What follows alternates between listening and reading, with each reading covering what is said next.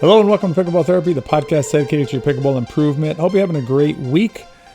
My name is Tony Roy. I'm the host of this weekly podcast. I am a professional pickleball coach as well as a senior professional pickleball player. It's my pleasure to be able to come with you, to be with you each week, I should say, and share with you some concepts that'll help you with your pickleball mind, right? With your mind as it relates to the game of pickleball. Hopefully helping you enjoy pickleball more and play better pickleball. That's a part of this that players, I think, sometimes overlook, is the importance of not just feeling better, but also playing better because of your mental approach to the game of pickleball. What I'm going to do this week is we're going to talk about two different areas. We're going to talk about, this is a progress episode, improvement episode, meaning we're going to be talking about different parts of thinking through the improvement part of your pickleball.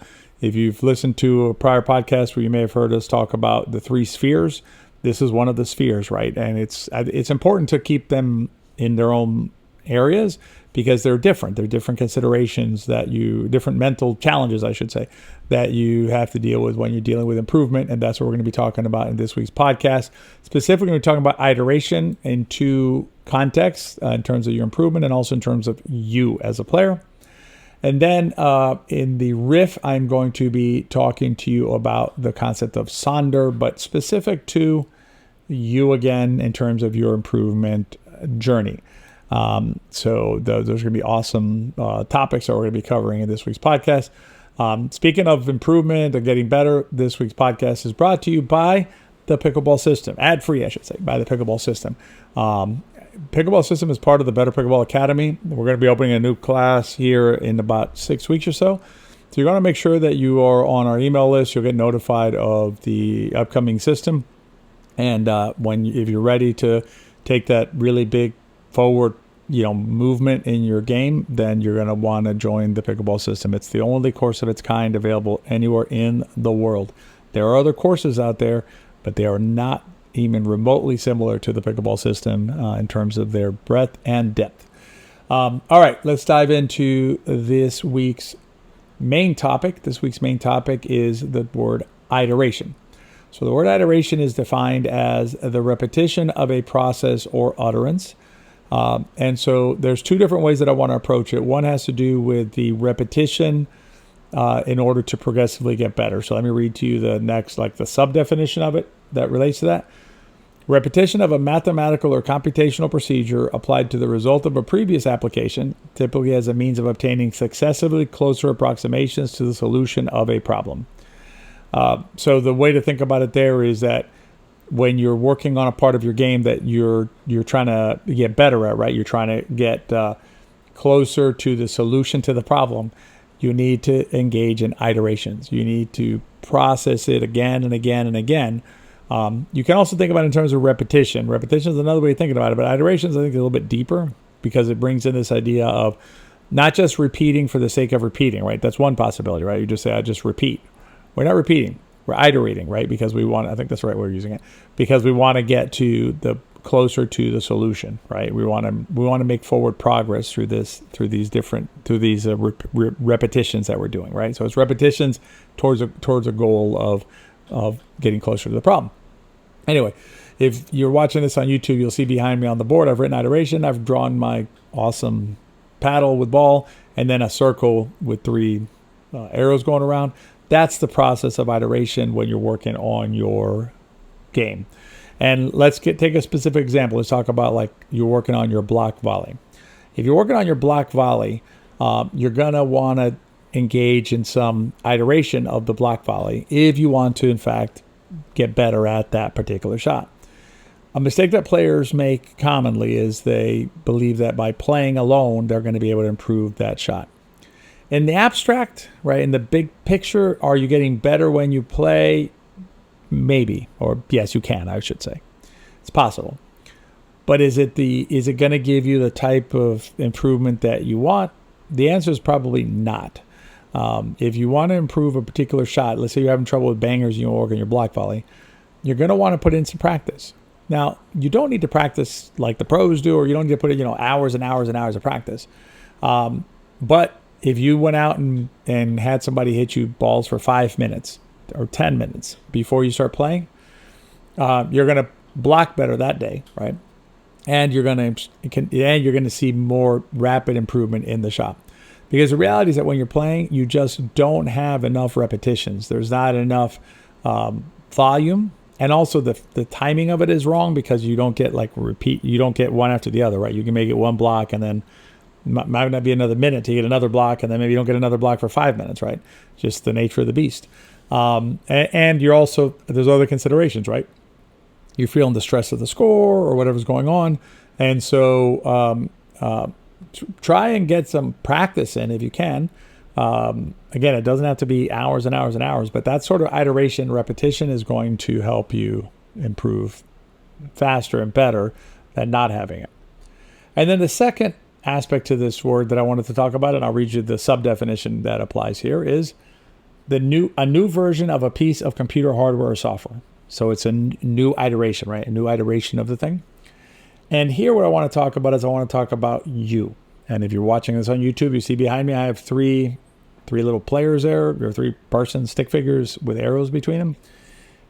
So those are different iterations of you as a pickleball player.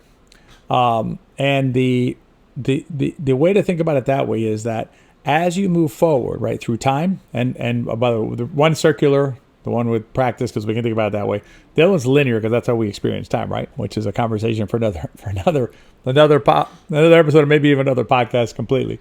The way we experience time, but we experience time linearly, right? So the idea is that I think what we do as players sometimes is we get hung up on, let's say you came into one of these episodes, right, and you heard it one time. Okay, let's say it was any episode. Just pick an episode you heard, and you heard the episode 8 months ago. Okay, you listened to an episode, and that's cool. Appreciate you listening to the episode. But the reality is that the person sitting here today, you, right, sitting here today, you are not the same person that you were 8 months ago. So if you today were to play that same episode again, you would hear a completely different episode. Some of it you may go like, that sounds familiar. But some of you be like, what? Wait a minute. He said what? Because I didn't understand that 8 months ago. And it's the same with your improvement, right? Meaning like your general improvement, not just your mental improvement. And what I mean by that is this, and players ask us this. It's a fair question. We get asked all the time, so it's no criticism of anybody asking the question. But players who are inside our pickleball system, for instance, right? It's a 1-year course, and so at the end of the year, we say if you'd like to keep going, there's like a much reduced. It's like a maintenance fee basically to pay for the software and like that. Just kind of keeps things going. But it's basically you want to keep going, you can keep going. And you're inside the course. And a common question is, well, is the course different? And see that's only part of the question, right? Because the other part of the question is, aren't you different? In other words, you as a player from what you were 12 months ago. And what ends up happening invariably is, players will come back in for a second year, third year, even a fourth year sometimes, right? As long as they want to keep learning, and the system will have something to teach them. But they'll come back in the second year or third year, and they'll watch the exact same video, right? And there's more than one. There's 170 videos, I think, last count. But they'll watch one of the videos that they watched 9 months ago. Totally different experience. Totally different player. Totally different interaction with the content, and totally different step they're taking now, even though it's the same exact video from 9 months ago. And that's an interesting part of iteration that I think we would serve us well to keep in mind, which is that as we move forward, we will be in a different place each time. And another way that might help you kind of get your arms around this is it's obviously easier to do if I'm physically with you and explaining it to you, but I'll walk you through it. So let's say you're standing anywhere in the world, but you're standing next to a wall, okay? And you know that on the other side of the wall there's a field, right? But you can't see it right now because there's this wall next to you, right? And in that field there's a tree, okay? But you can't see the tree right now because you're standing next to the wall. So what do? You want to see a tree? You start walking forward, okay? And you walk and you walk and you walk. And maybe it takes you, in this hypothetical, maybe it takes you a week, maybe it takes you an hour, maybe it takes you a year, right, to get to the edge of the wall. Once you get to the end of the wall, you turn to your left, right? Maybe I said that because I'm left-handed, right? So I favor the left. So you turn to your left and you get to see the field and the tree, right?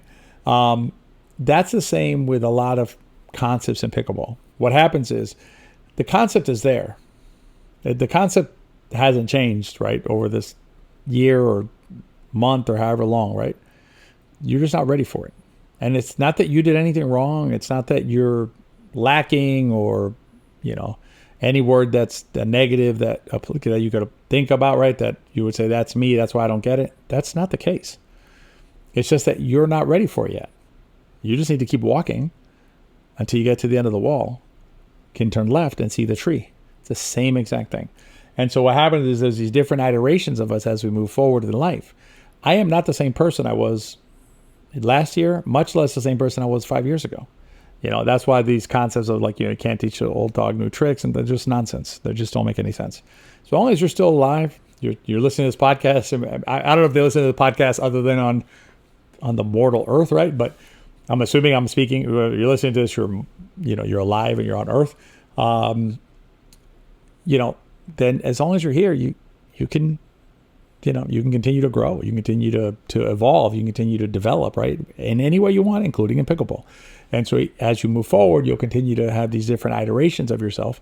And that's beautiful, right? Because the next iteration of you, right? And iterations could, you could go like super micro and go an iteration every minute in theory, right? But, if you want to take a more like a scale that you can process better, pick like a month or 6 months or a year even, and just say, okay, am I the same player that I was a year ago? And the answer is no, right? It's not possible to be the same player for a number of reasons, right? And so you understand that you're going to be evolving over time, these different iterations of you. And so your name 2.0, your name 3.0, your name 4.0, whatever, as you keep going. And I'm not talking about levels of play. I'm just talking about like versions like software, you 6.1, 6.2, 6.3, as you just continue to iterate. And understand that each time you iterate, you're going to be in a different place, meaning the information that you may have already received in the past will land differently now. And there's going to be nuggets in there that'll still help you with your game. And I like the question that they asked in the usage example and the definition is, what is the use of this constant iteration of the same things, right? And the beautiful thing is that in the improvement side, in the getting better on the block volley side, the beauty is that it's getting you closer to the block volley that you want for yourself. In your personal space, in the you space, the beauty of it is that you continue to grow as a human being, and you continue to grow as long as you choose to and remain in your mortal coil. So hopefully that concept of iteration resonated with you and will help you both improve specific things like block volleys and others, and will also help you better understand your growth, your evolution through pickleball and whatever else you choose to apply this concept of iteration to. All right, in the riff, we're going to talk about sonder, the idea of sonder, and then we are going to I'm going to talk to you about that and how it means to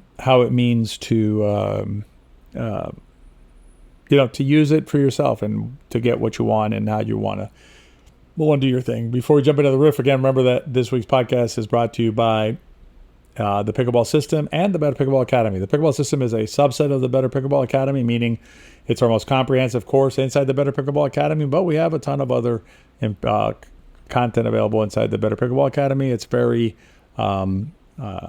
extensive and intending to help you move forward with your game. So check it out if you're ready to go deep into any subject. All right, let's dive into the riff. Sonder, the definition of sonder is the realization that each random passerby is living a life as vivid and complex as your own.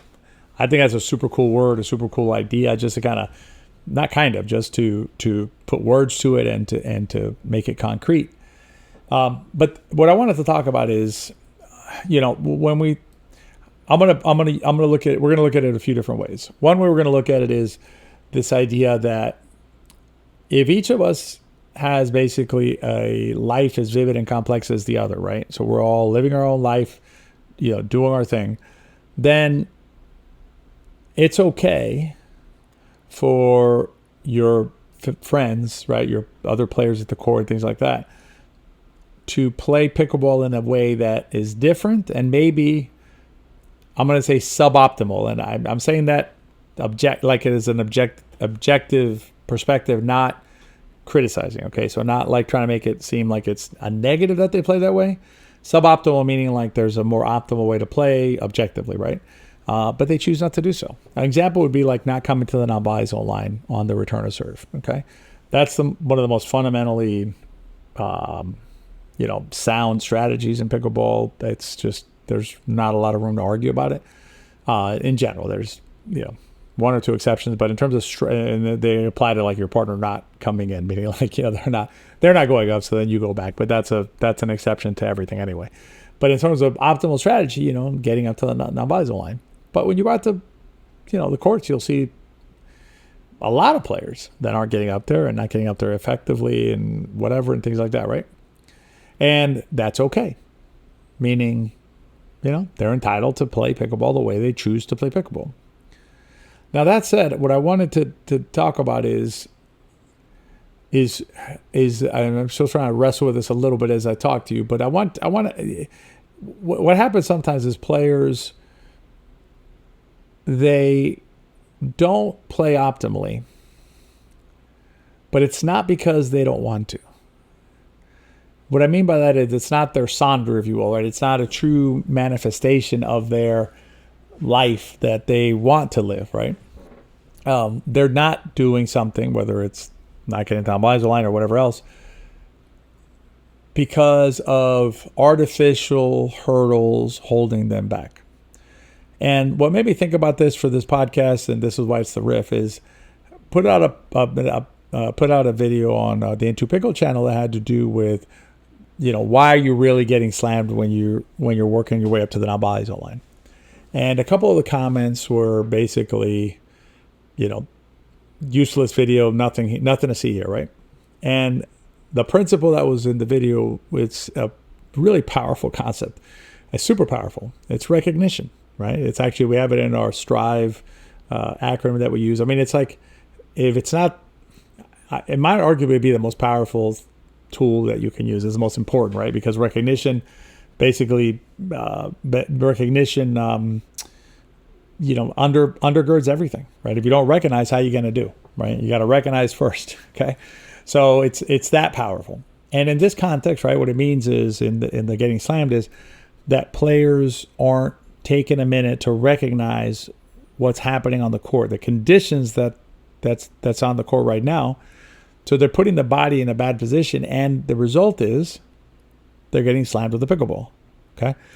So the advice is work on your recognition. Now, are there other pieces to effectively moving forward without getting slammed? Yes, of course. Yeah, right. I almost said like the Homer says it like duh. I mean, yes, there's a lot of other pieces, but recognition is super powerful and super critical. And so the comments were basically that were saying like nothing to see here.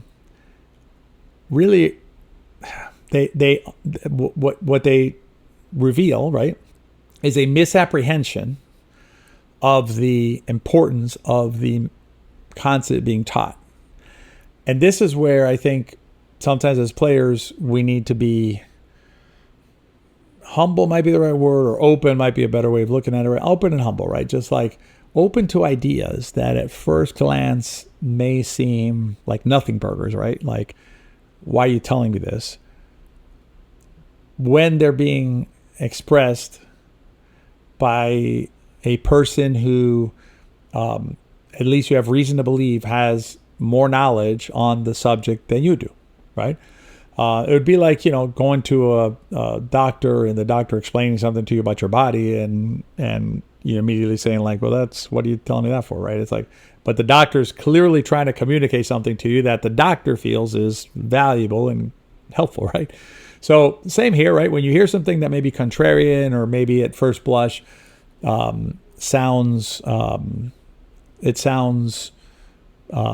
why are you telling me this? Reflect on it some, ask questions, things like that, as opposed to jumping to, this is not going to help me. Because if it wasn't going to help you, I wouldn't be sharing it with you, right? That's the premise I want you to start from. And coming back to sonder, here's the thing I want you to leave with. If a player is playing the way they're playing because that's how they want to play and they're okay with that, no problem. Sonder. No criticism, no judgment, not even like a suggestion, right? On advice or anything like that. The player's happy doing what they're doing, that's fine.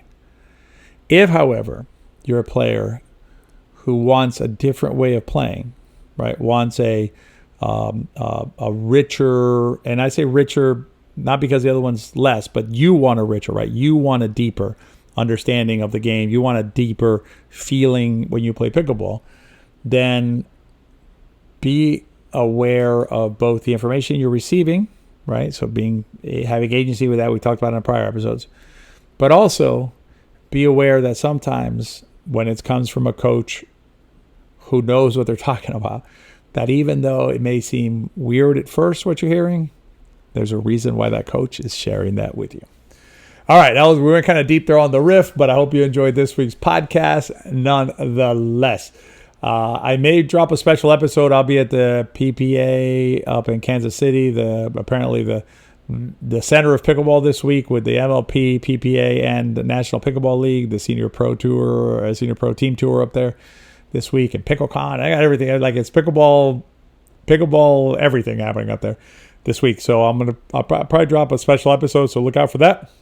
And as always, if you have time, please consider rating and reviewing the podcast. It helps us reach other players just like you who may benefit from it. And lastly, but not leastly, share it with your friends. Because remember, if you enjoy the podcast, they probably will too. I hope you have a great week, and I will see you at the next episode of Pickleball Therapy. Be well.